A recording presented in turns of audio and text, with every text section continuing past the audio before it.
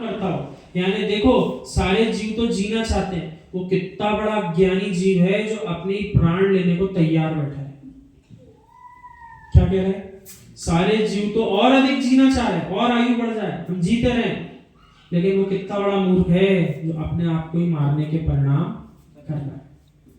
कितनी बड़ी संक्लिष्टता है जो फांसी के तख्ते पर वो लटकने जा रहा है, फंदा लगाकर स्वयं के कंठे में मरण को प्राप्त होने जा रहा है। इससे बड़ा ब्रह्मांड में दूसरा कोई पापी नहीं होगा।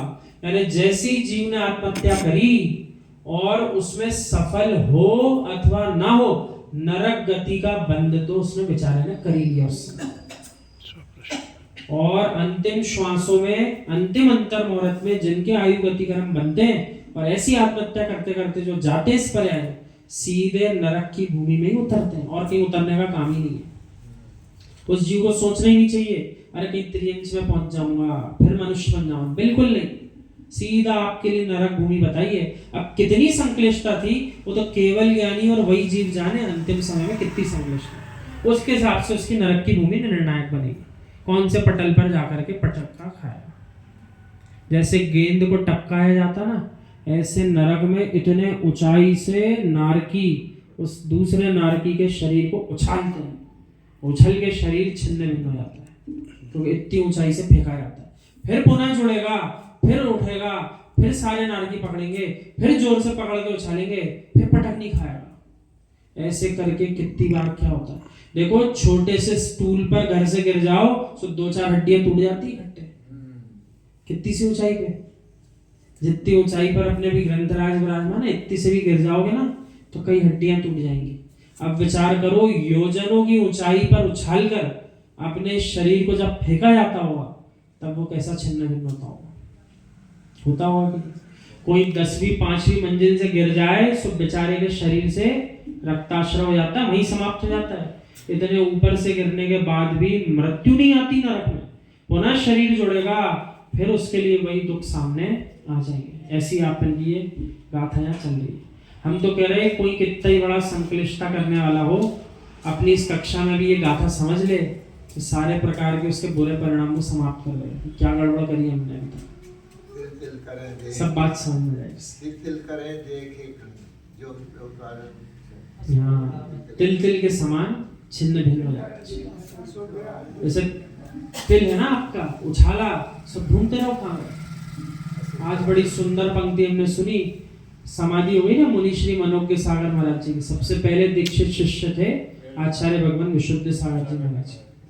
सुबह मुनिराज उनके लिए संबोधन कर रहे थे संघों में कई अलग अलग स्थानों पर। एक मुनिराज की बड़ी सुंदर बात हमने सुनी। आचार्य भगवानी जो विभव सागर महाराज जी ना, जिनके अपन समाधि भक्ति पढ़ते हैं, इन्हीं के शिष्य मुनिश्री विभास्वर सागर जी महाराज। क्या नाम है? मुनिश्री विभास्वर सागर जी। उनके लिए ऐसा काल आया जब मुनि दीक्षा लेने के बाद ऐसी स्थिति बन गई, सारे संसार के लोग एक स्वर में उनसे कह रहे थे, डॉक्टर आदि कोई भी हो जो देखने आए, महाराज जी संयम छोड़ो, अपने प्राण बचाओ, आप बचोगे ही नहीं। लेकिन उन्हीं के संग में महाराज जी और माता जी इतनी अनुकंपा उनने सबने उनके ऊपर की, इतनी दया के परिणाम किए। नहीं महाराज जी, हम सब आपकी सेवा कर रहे हैं, आप अपने मुनि पद का त्याग नहीं करना। सो बोले हमें क्या उदाहरण दिया एक माता जी ने, वो स्वयं के जीवन की घटना सुनने लायक है। बोले महाराज जी बिल्कुल संयम से च्युत होने के परिणाम नहीं करना एक बार भी, भले संसार कुछ भी करे। एक राई के दाने के समान सागर में पानी में डाल दी, अब उस राई को कौन ढूंढ पाएगा।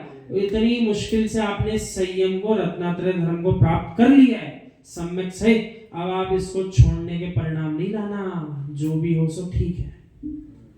ऐसी घटना बताई उन्होंने अपने जीवन में। आपको समझ में आएगा? ये कार्य जो है संगों में ही सुनने को मिलेगा।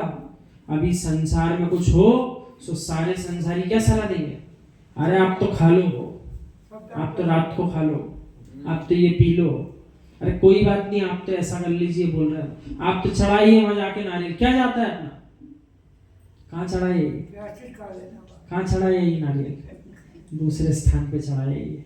क्या जाता है अपना, ठीक हो जाएंगे आप। देखो वो सब भी हो गए, आप भी हो जाएंगे। सो ये सब बातें संसारी संसारियों से करते हैं, और संगों में ऐसे उदाहरण देकर के संयम में स्थिर रखा जाता है कि राई का एक दाना सागर के जल में डूब गया, अब उसको कौन ढूंढ पाएगा। उसी प्रकार इतने जन्मों जन्मों के बाद सम्यक सहित आपने रत्नात्रय धर्म का पालन किया, उसको छोड़ने का आप विचार नहीं करना। आत्मानुशासन जी में 2 प्रसंग आए शरीर को लेकर के, बहुत अच्छे से सबको आज समझ लेना चाहिए। कम लोग हो तो शांति में अच्छी बात समझ में आएगी। ऐसा है कि जीव के लिए 2 उपाय बताए। शरीर की यदि योग्यता दिखती हो तो न्यायोपार्जित जो औषधि होती है आगम के अनुसार, उसका आप सेवन करिए और रोग का प्रतिहार करिए। स्पष्ट लिखा है आगम में, बिल्कुल सेवा करिए आप शरीर की। क्यों? अभी इससे लंबा काम लेना है, रत्नात्रय धर्म की साधना करना है। लेकिन यदि रोग का प्रतिहार होते ना दिखे, भले वो औषधि न्याय उपार्जित आगम अनुसारी क्यों ना हो, तो फिर दूसरा उपाय पूर्वाचार्यों ने कहा, इस शरीर को प्रसन्नता पूर्वक त्याग करने में ही समझता है। यानी कितना ही बड़ा रोग हो जाए, ज्ञानी